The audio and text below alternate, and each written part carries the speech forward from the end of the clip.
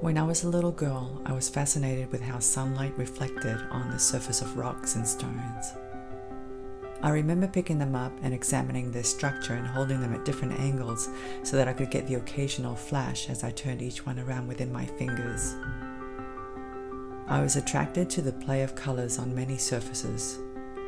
The surfaces of leaves and flowers and even insect wings. I was mesmerized by the gorgeous display of iridescent colors on the wings of butterflies and other insects.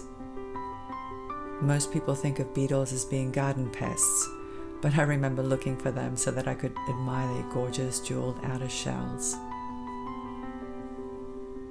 I take my beads outside a lot because I find sunlight brings out the natural beauty and colors of gemstones and crystals. Finding inspiration is easy when you go out in nature, and so I try and go for long walks as much as possible. But I also do it because it helps me find peace and relaxation, which is ultimately what unleashes my creativity.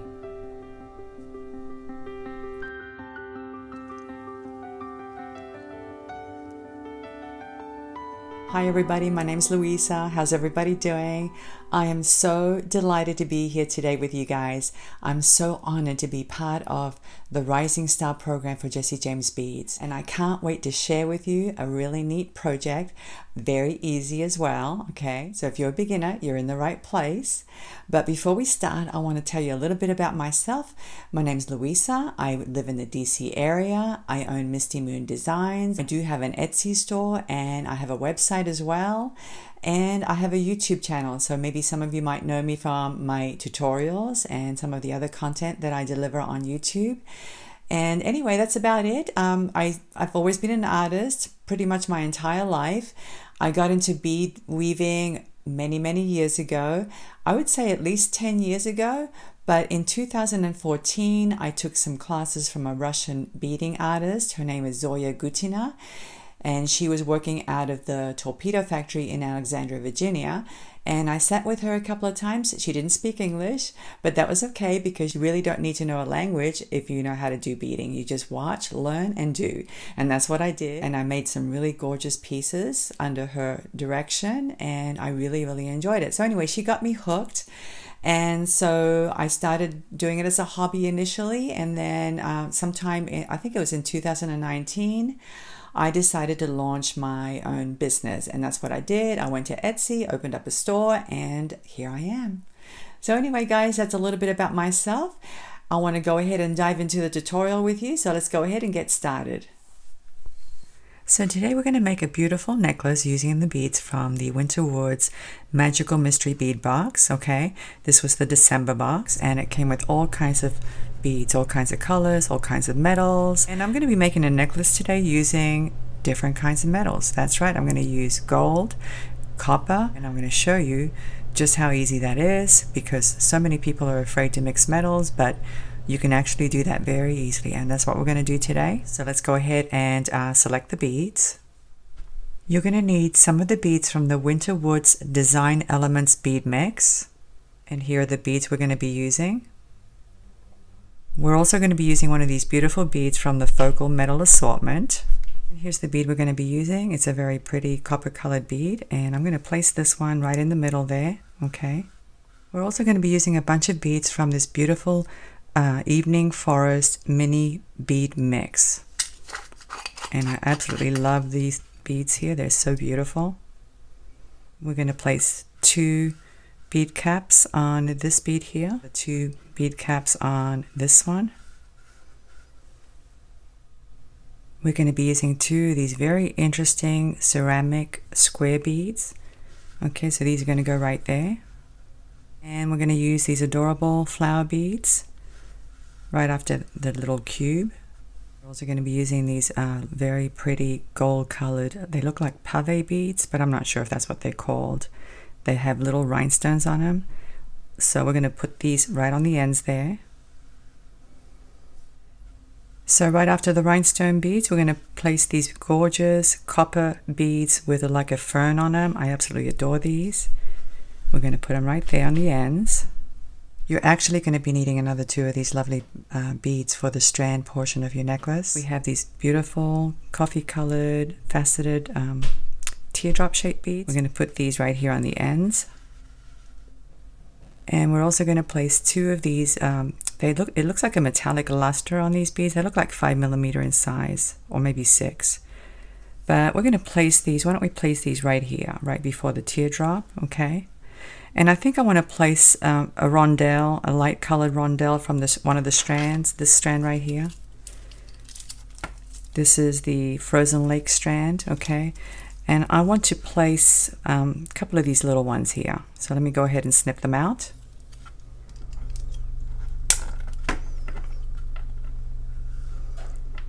So I think I'm going to use this one. I'm going to put it right there. And there's another one just like that one. So I'll put that one on this side, like this. So this is what we have so far. We're also going to be using some of the chain reaction. And I chose the gold one. We received 2 of them, a silver and a gold one. One of the tassels that came in the tassel assortment. And I chose this one.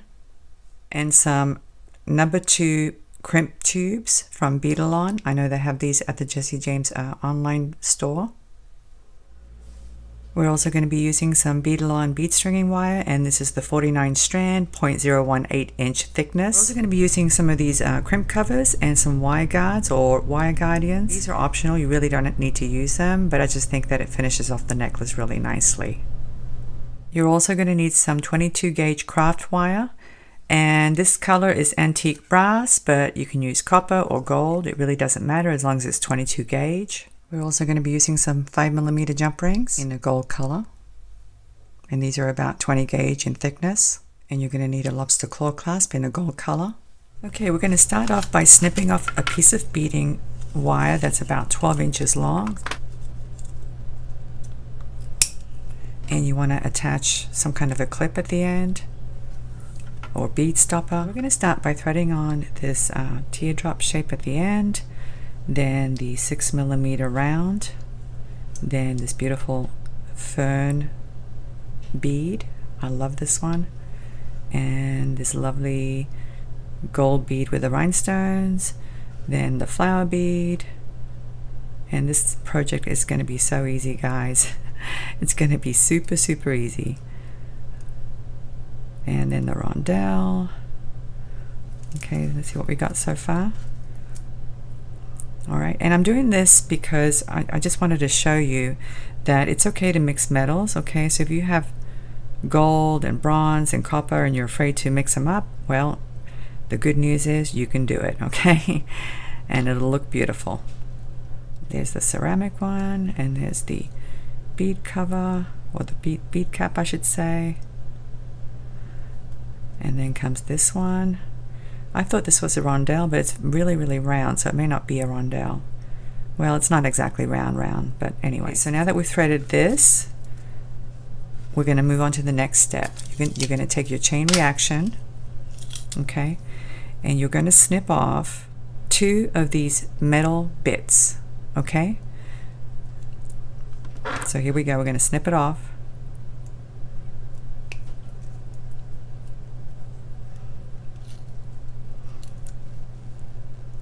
So you're going to need that, and you're actually going to need 2 of them. So let's go ahead and snip off another 2.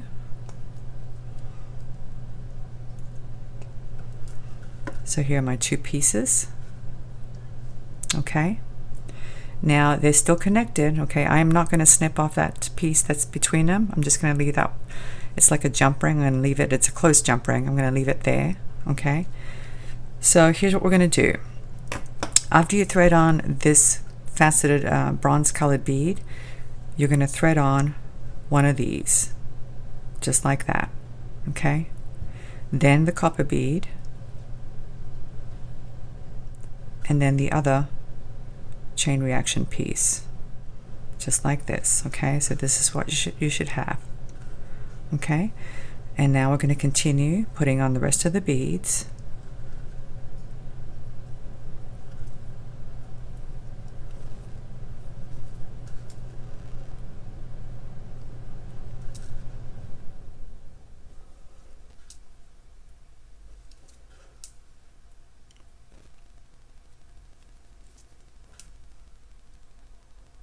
Very easy project. So if you're a beginner, this is the video for you. Alright, so this is what we have so far. How easy can that be? Okay, so now that we have these two, we're going to attach the tassel to the end of these two pieces of chain reaction, and we're going to do that with a jump ring. So here's the tassel we're going to use, but we're not going to use it just by itself. We're going to attach one of these beautiful rondelles to the top of it first. So let me go ahead and remove one of these. Okay, here it is. Now this tassel has a loop at the top, and if you look really closely, it actually has a little opening, a little gap right there. I know it's hard to see on camera, but if you take a set of pliers and you pull it, let me just do it here so I can show you, you'll see that it's a loop that actually opens up. So we're going to pull it, open it up, insert the loop of this rondelle, it's already wrapped, and close it right up. Just like that. Okay, how easy is that, guys? It's so easy. All right, so now we're going to attach this to the ends of these two pieces of chain reaction, and we're going to attach it by using one of these 5mm jump rings. Like I said earlier, these are 20 gauge in thickness, okay? You don't want them any thicker than that because then they won't fit through the little hole of this chain reaction piece, okay? So you're going to attach one end like this, right through the little loop, and then you're going to thread on your tassel, and then you're going to attach the other end of the other piece of chain reaction. Just like that. Okay, then close up your jump ring, and you want to make sure that you close it up very, very well, okay? You don't want any space at all.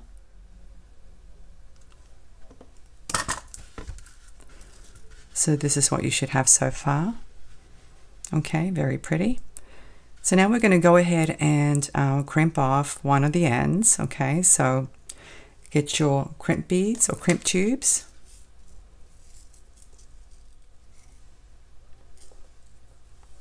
Thread on a crimp tube,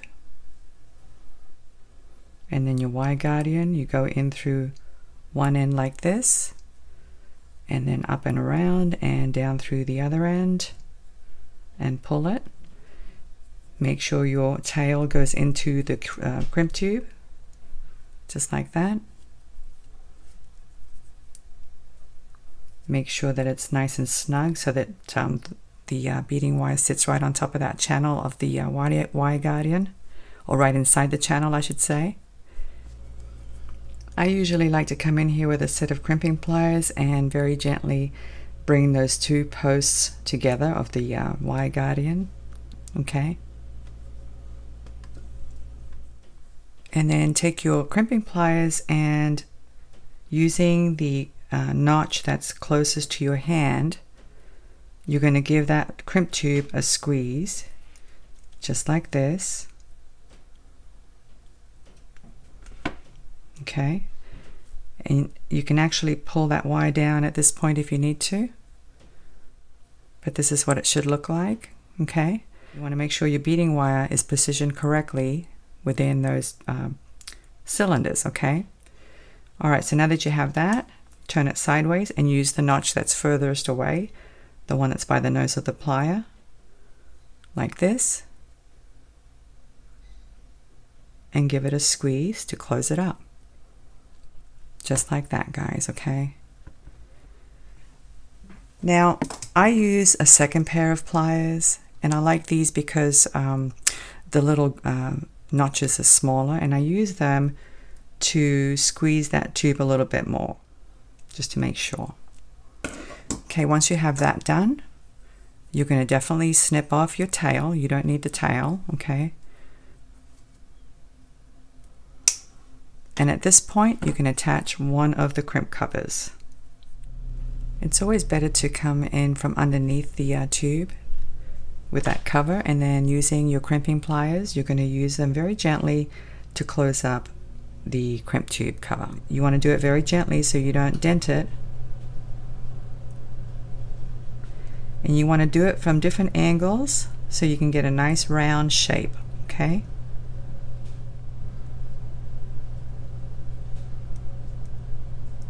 Just like that, okay?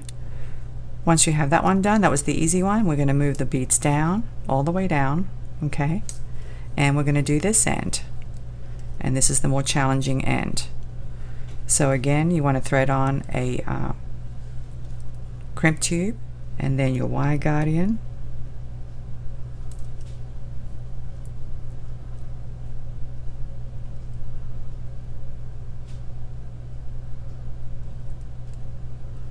make sure the tail goes into the crimp tube, and you want to pull it all the way down so there's no slack, okay? But you don't want it too tight either, okay? You don't want this, you want some movement in the strand, okay? So you don't want it too tight. But you definitely want to pull it down as much as you can, just like this, okay? And just like before, we're going to bring those two little posts together with some crimping pliers. And then go in with the first notch of your pliers, give it a squeeze, turn it, and give it another squeeze to, you know, crimp it up. And if you have some of these like I do, come in here and tighten it up a little bit more, snip off your tail, and slip on your crimp cover. Close it up.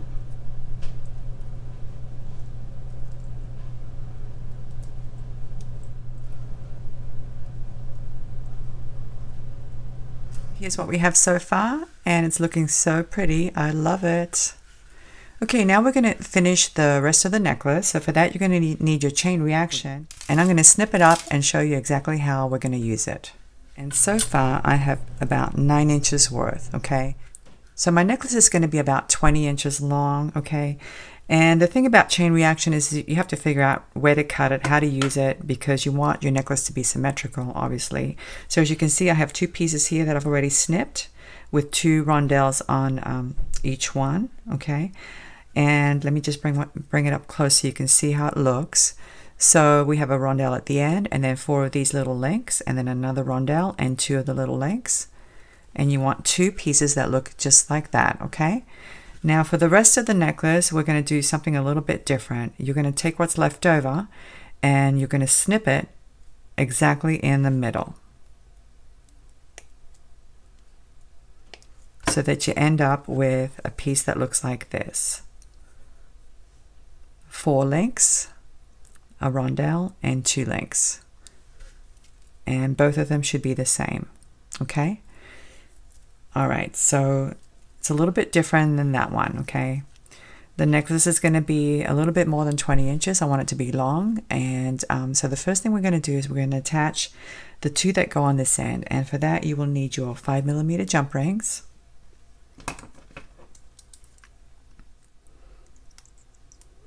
You're going to open up your jump ring, attach it to the end where the wire guardian is. Take one of the pieces that has the rondelle at the end. So you have the rondelle, the 4 links, rondelle and 2 links, and close up your jump ring. Really, really well, okay? So there's no gap whatsoever. So that's one end connected. And we're going to do the same thing on the other end. Take a jump ring, open it up, connect it to the end of your beaded part of the necklace, and connect the rondelle end onto the jump ring and close it up. Check your jump ring from the top, guys, okay? From the top and from the sides, make sure there's no gap. And sometimes I just run my finger on it to make sure that it's closed, okay?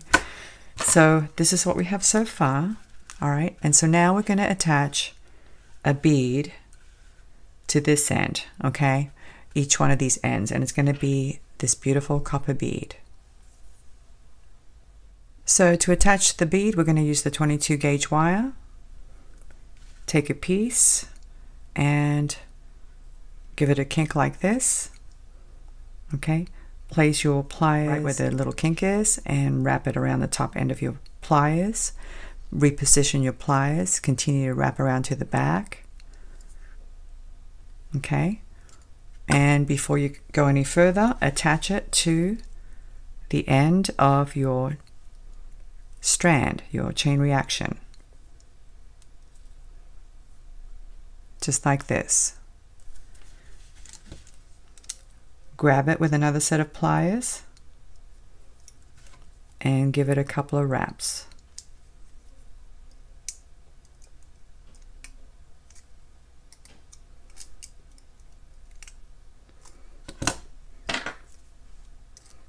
Snip off the excess. Make sure you tuck in the little sharp end. Thread on your copper bead. Now take a look at this, guys. This is important, okay? If you can see the little fern pattern there, it's pointing up that way. It's a good idea if you do the same thing with the one that's up here as well, so they're both the same, okay? Just a little detail. All right, so now you're going to grab this end of the wire, just like this, give it a little bend, and you're going to do another loop at this end. Now before you close it, you want to attach the other piece of chain reaction, okay? And we're going to attach this piece here that has the 2 links and the rondelle, okay, because we want to match it with this side, okay? So if you'll take a look here, let me put it down so you can see. We have the rondelle, we have the 4 links, the rondelle, 2 links. So on this end, we're going to have 2 links, rondelle, and the 4 links. Okay, so we're going to attach this end here.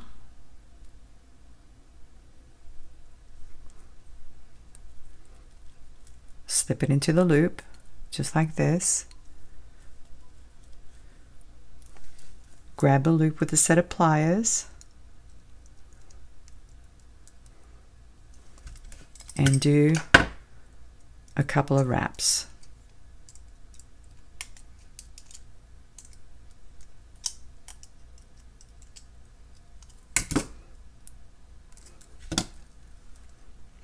Snip off the excess and tuck it in. Make sure there's no sharp end sticking out, okay? So that's this side. And now we're going to do the same thing on this end, okay? So grab your wire and do a little loop at this end, just like you did before.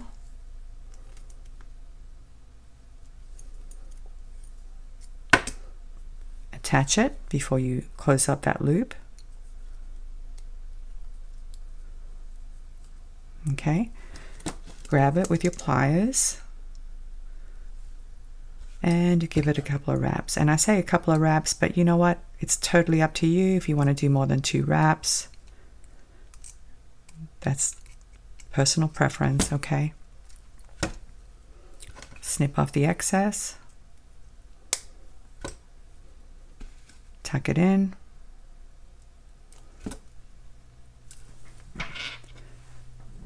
Thread on your other bead. Make sure it's pointing in the right direction. Okay. And then close off, or not close off, but loop off this side. Don't close it because you need to attach the other piece of chain reaction.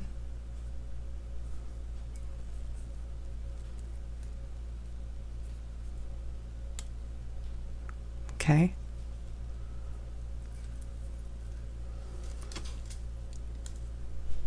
Grab the loop. Give it a couple of wraps.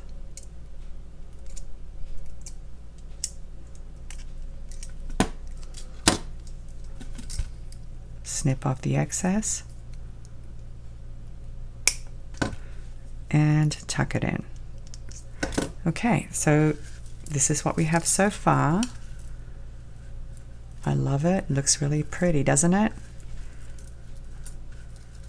What makes this work? How come we can combine metals? Very simple, guys, okay? You just have to distribute the colors evenly. So as you can see, we have copper here, but we have gold here, and we have gold here. And we also have gold in the bead caps and gold here, and it's okay to have gold up there. The copper is within, the color of the copper is actually within these beads here. So here are 2 copper beads, and here are 2 flower beads that have kind of that same color, okay? So as long as your colors are distributed evenly throughout, you can mix your metals. There's nothing wrong with that, okay? So now that we have this, we're going to finish it off, and it's very easy. Take a jump ring. This one looks like it's already opened. Attach it to one end like this. Close it up really, really well. I can't emphasize that enough. Check your jump ring from all angles to make sure that it's closed, okay? And now the other end is very easy. I've threaded on my lobster claw clasp.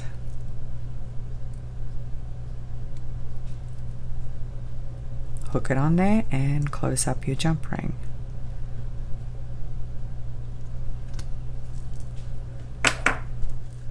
We're done. Look how beautiful this is.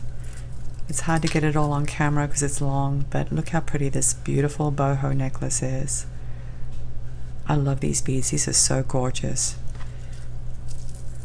Very pretty. I hope you enjoyed this tutorial. Let me go ahead and clean up my mess that I made here, and I'm going to come back and put this on and show you what it looks like. Well, here's the lovely necklace. I just love it. I love how it turned out. Don't worry, you're going to get to see it at the end of the video because I'm going to put it on display so you can take a better look.